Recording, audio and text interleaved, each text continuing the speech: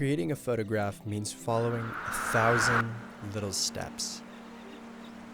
The considerations that begin when something pops into your mind, a place, a story, a narrative, and then you begin your action. You find yourself in that place. You take in every aspect of what's happening that day, absorbing the colors, the light, the scene, the mood, all of it, just to bring home what is the most compelling version of that moment in time. But it doesn't end there. It can't end there. Because the photograph, as long as it exists on an SD card, a hard drive, or any other non-real form, is inherently incomplete. You need to take that data. You need to take all of those moments, those feelings, those colors.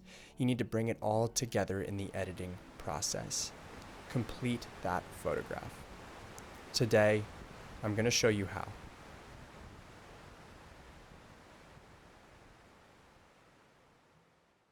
So it's my firm belief that photo editing doesn't have to be challenging. We just make it challenging. And especially when we're getting started in photography, it's like learning a different language.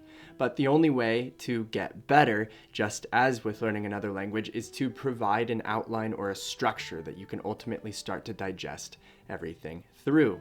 So this video is about the structure, the process that I use to ultimately process my images.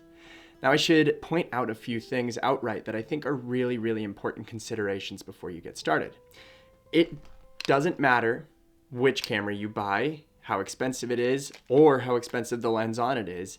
If you're taking bad photos, you're going to have bad photos, and you can't edit that away. I focus a whole lot on storytelling techniques and composition and all this stuff on this channel because I think those things are what takes an image to the next level. Editing is like the final polish that actually brings it to the finish line. It's an absolutely necessary step, but it's not going to take a bad image and make it a good one. Lastly, the best thing you can do in the field is have an idea of what your image is going to look like at the end. If you can pre-visualize to some extent how that edit will eventually look, you can actually shoot more effectively in the first place.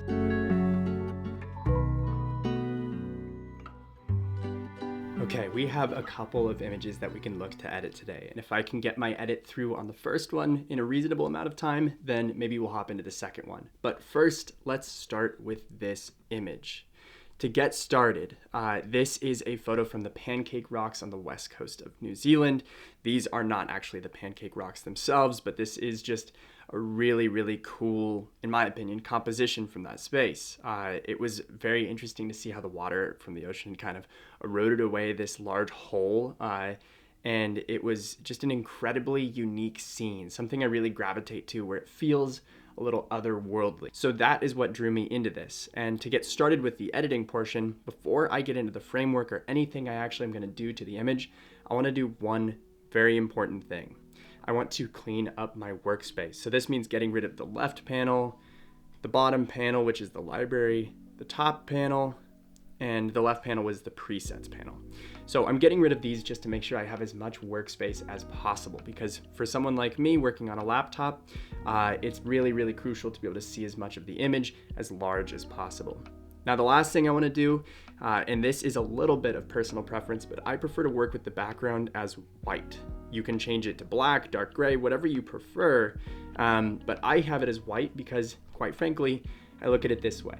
All my images, if they're going to be printed, are going to go onto a white wall. So it makes a lot of sense for me to edit them with the kind of juxtaposition that I can expect in the real world. So I have a white background, and last but not least, I have all of my tools over here in the tools panel. These I have set in effectively more or less the order I'm going to go through them. And that's just to make it quite simple, right? It's like a checklist. This isn't any kind of groundbreaking way of looking at it, but it's a way to hold yourself accountable and to make your process very repeatable, which ultimately makes you more efficient and effective at your editing moving forward. Now, the framework for how I edit an image is pretty dang simple, and it's a 3-step process. Step 1 is to balance and build the image. This is just taking a raw file and putting it into the best position we can to then stylize it and to accentuate it. We balance and build the image, we stylize the image, and then we accentuate everything in the image. And I'll explain as we go what that means in terms of stylizing and accentuation. So the very first thing we can do is look at how well balanced the image is right out of the gate. The histogram does a good job of this. It tells us how much of the image is in our darks and how much of the image is in our brights. In this case, there's not a lot of midtones, and that's because we were in a fairly bright portion of the day. So unfortunately, a lot of the shadowed or darker portions of the image are falling quite dark, whereas the sky and the very bright portions are going to be far to the right, so not a lot in the middle. One quick tip with the histogram that can help you tell what good data you have to work with is to click this upper left triangle and this upper right triangle. Now what this is telling us is which portions of our darks or our highlights are so far gone that we have lost the data.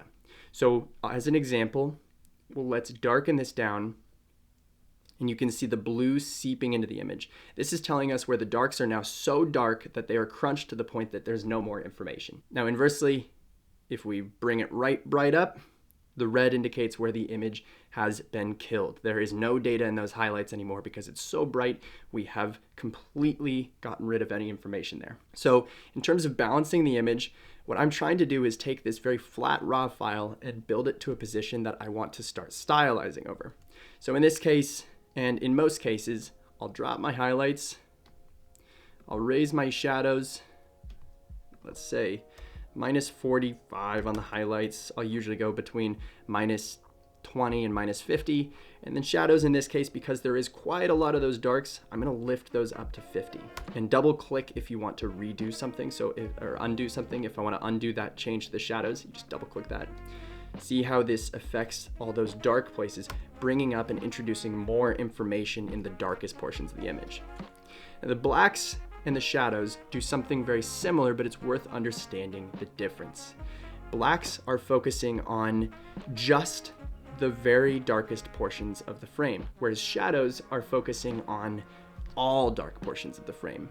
So when you introduce a positive change to the shadows, you're taking everything in that full spectrum of darker tones and you're lifting all of that.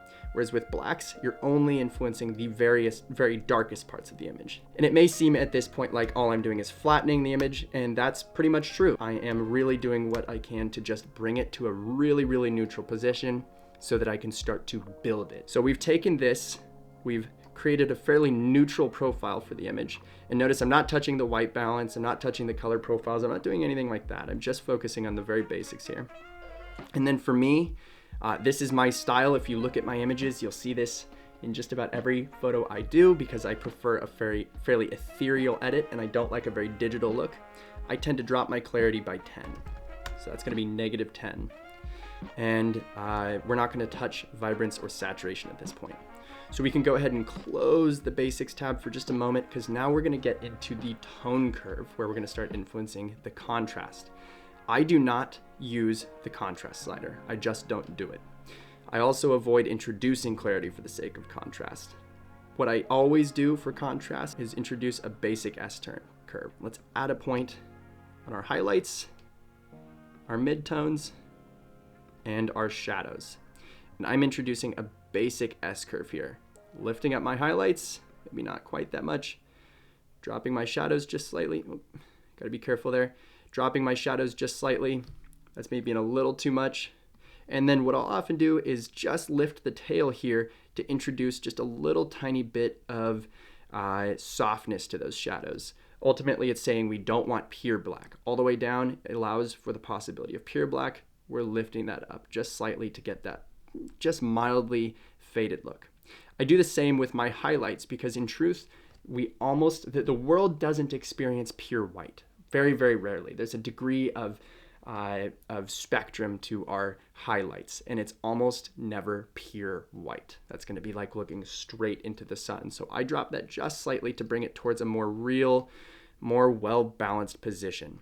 And now we can use the slant key to check where it started and where it is. This to me looks like maybe it's lower contrast, but we have built in a much more forgiving, pleasing look to the image. And quite frankly, this is actually what our eyes are seeing more so than this, because a camera is only capable of picking up so much dynamic range, and it's doing its best with its darks and highlights. We're taking it and we're expanding on that and allowing ourselves to actually see into those darker areas. Now I want to add that we're not entirely done with manipulating the light here, but that's going to come in the accentuation period. So this was just the balance. The next thing I like to do to finish balancing an image is I typically add just a little bit of sharpness, usually to somewhere around 85. And then here is a tip. If you click the Option key on your Mac and then go to masking, you can see which portions of the sharpening or which portions of the image sharpening is affecting. So I like to do this and decrease or increase it all the way up until I see that it's only affecting specific minute edges, because I don't want everything sharpened. That means I'm sharpening the noise, I'm sharpening the haze in the air, I'm sharpening absolutely everything at this point. Down here, I'm only sharpening these very specific edges that I believe accentuate the natural path of the image, the way that we're focusing. These are the parts ultimately that we're actually looking at the most. So having a little bit of boosted sharpness in there does help quite a bit. So I build that in. In this case, I'm gonna bring this up to about 95. I'll usually go between 85 and 100. And you can see that brought in a bit more sharpness. Now the next thing I'm gonna do is, if I'm in an image where I want to reduce the noise, I'm gonna do that here. This image, I have no problem with the noise. It's not something I'm gonna touch, so I am now done with the detail tab. Second to last, I am enabling profile corrections as applicable and removing chromatic aberration. In this case, I was using a manual focus lens, the TT Artisan 10mm that I have made a video on that I'll link up above, but it does not communicate with the camera, so there's actually no profile available here. So we can ignore that. That profile is not doing anything. If I was using something like my Nikon 17 to 28mm, then we would introduce a profile here. What we can do is actually go to a manual effect here. So I know that this lens has a bit of pin cushion. So I can actually lift that out if I want to and manually correct for the distortion. If there's vignetting, which you can see there's extremely severe vignetting with this lens, I can do a little bit of counteracting that with this, bringing a little bit of correction in manually, somewhere around, because it's so severe, I could even all the way to plus 50 actually makes a lot of sense to me. And then we can use these little eyes on each tool to see the effect that it's had. In this case, we've really corrected for that vignetting and the distortion. And so we're starting to get an image that's what I would consider a great starting point to actually stylize on. But the last thing we're gonna do before we move forward is transform the image if it's necessary. Most often, what works great is just doing auto. It tends to work great. In this case, it's not, so that's a bad example today. Typically, what I would do is go in here, play with auto versus vertical, and if I'm just not getting the result I want, then I'm going to click R, which is gonna take me into the crop tab, and then I can just rotate manually. Now we have a balanced image, and we're able to start editing and building in our style. The first step for me in introducing style to an image is going to the calibration tab. What you need to understand is that every pixel has a red and a green and a blue channel. So what we're doing in the calibration is taking that red portion of each pixel throughout the entire image and adjusting the hue or the saturation of it. It's hard to tell you outright how this is going to affect your image because it depends on how your image is ultimately defined in terms of the colors. But what you can do here is start to build in those changes. And what's important and why we do this before we do any other color changes is that we are actually changing, let's call it the DNA of every pixel. So once you've changed it in the calibration tool, then it will actually redefine the color when we go into color mixer or color grading. The colors will be entirely different after we've recalibrated them, and the effects that the mixer and the color grading panel will have at that point is different. So we want to do the calibration first. In this case, I'm going to just adjust it to taste. You guys may like it, you may hate it. This is just me going off the cuff and doing it how I like to see it. This was a bit of a warm day, so I'm building in a little bit of a gold tone to this image. And then I often bring my images just slightly to the negative in the blue primary, which is how you get a little bit more of that teal look. But I tend to drop the saturation just slightly because I don't believe in a hyper-saturated, inorganic look. I'm trying to take how it felt in the day. That's my whole editing style. How did it feel to be there that day? What is the emotional disposition of the scene after you've left it? This is how I'm trying to edit. So at this point, we've calibrated the image and we can actually go back to the basic tab. At this point, I adjust my white balance. In this case, I actually am gonna take it to as shot and personally warm it up just slightly, probably to about 55, 50. And then I often like to add just a slight pink tint because that pink tint often balances out that orange just slightly and makes it all look a little bit more natural, a little more blended together, if you will. So now we have effectively finished our colors up here in the white balance to my taste. The next thing I'm gonna do here is go to my color mixer. And this is where I can start to say, okay, so I have my greens, yellows, golds looking like this. Is there anything I want to do to adjust those? I might boost the saturation just a tiny bit. I might take this and bring it just slightly to the orange. Same with the greens. I might actually introduce a little bit more gold there, and then I might lift my greens up just a tiny bit, introduce a bit of brightness to the image. Yellows, I'm actually going to do just a tiny bit as well, maybe +5. And then we do actually have some blue in the frame in the sky and in the water. And let's just play with it. I quite like making my blues a bit brighter because in this case there is no cloud in the sky, so there's not much interest up there. I'm actually okay with starting to maybe blow that out just slightly. And then often I want my blues to be just a bit more towards the darker blue magenta. And we've got ourselves into a pretty well balanced color profile here. Again, this is all to taste. You may not like what I'm doing here, but that's up to you. The last thing we're gonna do with colors, again to taste, is grade them. I will often stick to just the global adjustment, automatically put the saturation at 5 so that we're starting to see some effect from a change in color. Might even be more intense at first, put it straight to 10, that way it's very clear what the change is. And then you move it around the global slider and you start to see what looks good, what tells this story. And then if I want to lift that up brighter, I can, and I actually quite like lifting that up just a little bit, so I'm gonna put that at maybe +7. And then I actually want to create a little bit of distinction in my shadows because right now they look like they're pretty much the same color as my midtones or my highlights, and that doesn't feel particularly realistic. So I'm going to bump that saturation up, and I'm actually going to bring those into a little bit more of a blue, maybe a little bit like blue magenta. So let's look at what we've done with color grading now. It's not much, but we've created a little bit more of a tone for the image. The light, the mid-tones, the whole global color pattern is starting to align itself with a little bit more clarity. So at this point, we have done everything we're going to do with the colors and with the balance of the image, and we're working on our contrast. But the final phase of this stylization process will be introducing styled contrast. And that is where we start to get into our masks. So I like to look at an image front to back.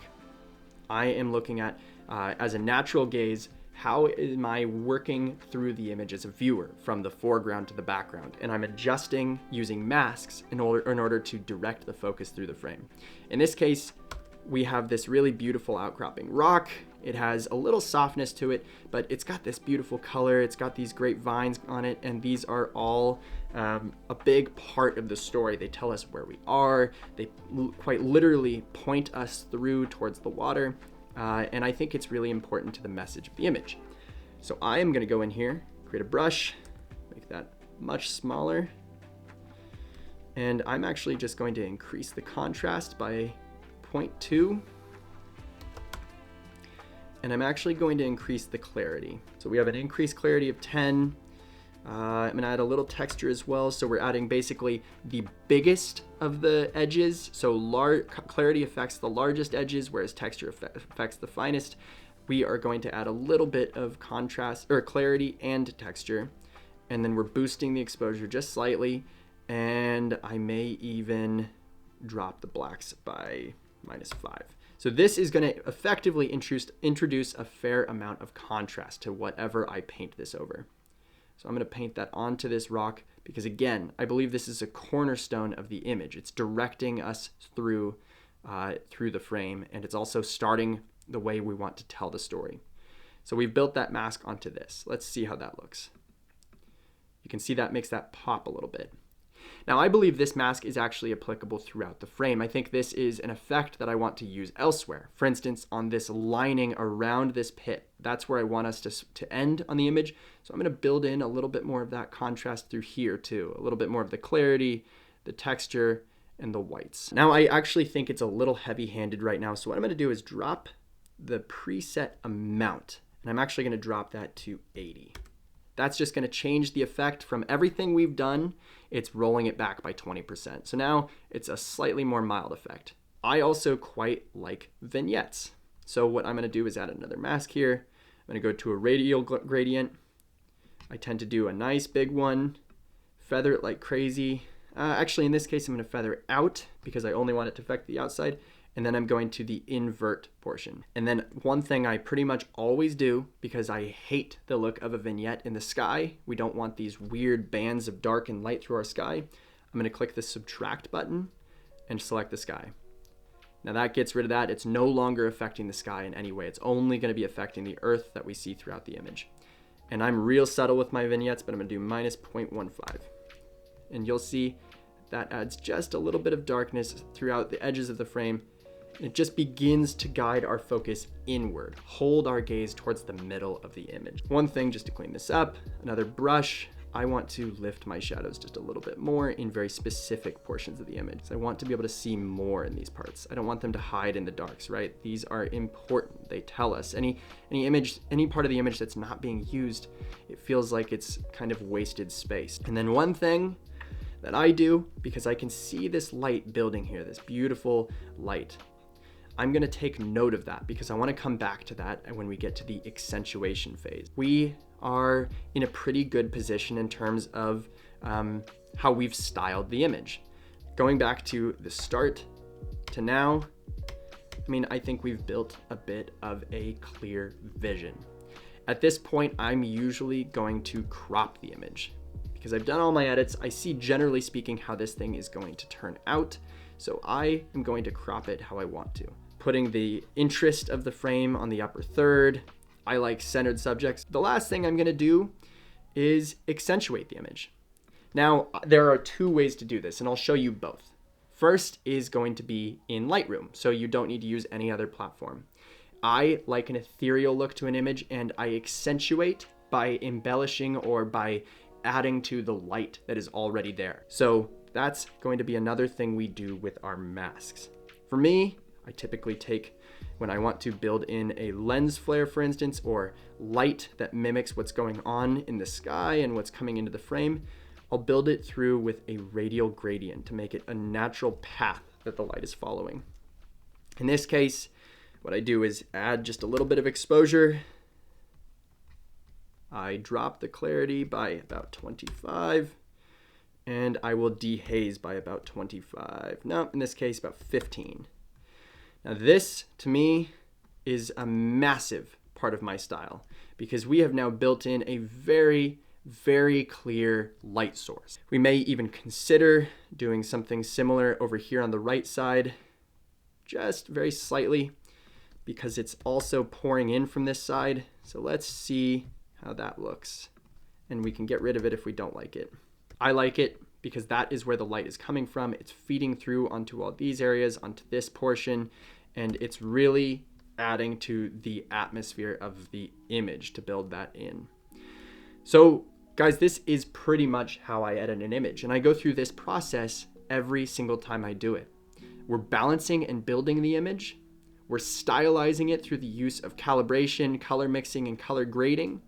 And then we are accentuating the image almost entirely through the use of the light that is already there. It's really important to understand that we are not faking light. We're not taking light that isn't there and adding it, because if we do that, it becomes very obvious.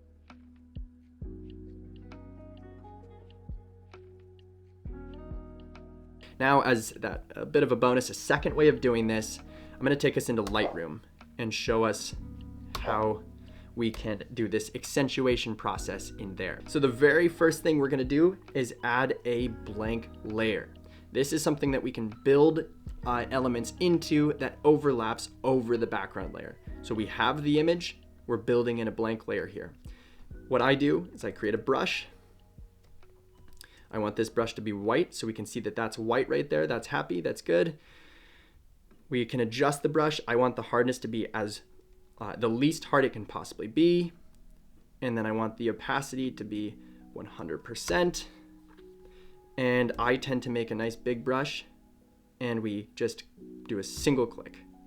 And you'll see this is a little bit harsh, it looks a little bit funny, but we can do Command T, and this allows us to start to move it around, manipulate it just slightly, and I'll build this in however I think it looks best. In this case, I think that's actually starting to have the effect. Sometimes I'll do a second layer, mimic that 100%, and then adjust right down here. I'll adjust this to soft light, and that gives it a softer glow. Bring that opacity down to something like 20%, and then this adds a bit of a soft glow over that lens flare, kind of accentuating the accentuation we're already building in. And just like the last image, if we want to build it in over here, we can begin to do that as well. And if I really want to add a little bit of orange to this light, then I can do the same thing. Build in a little bit of orange. I already had orange selected, so I clicked X to switch between these colors. So I've got that orange. Change this to a screen. Drop the opacity to something like 25. And you can start to see that that is a nice, soft orange light that we're building into the frame. You never want to go too hard with this, right? This is a quick way to make a scene look, well, fake, quite frankly. So I really build this in very, very lightly.